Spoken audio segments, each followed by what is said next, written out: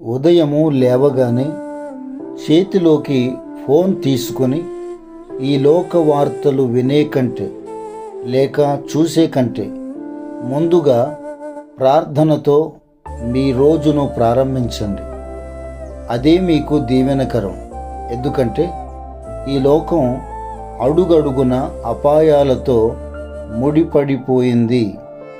కాబట్టి అడుగడుగున కంటికి రెప్పలా కాపాడే ప్రభువుకి వేకువనే నిన్ను నీవు అప్పగించుకుంటే అది నీకు నీ కుటుంబానికి క్షేమకరం మరియు దీవెనకరం. ఆమేన్.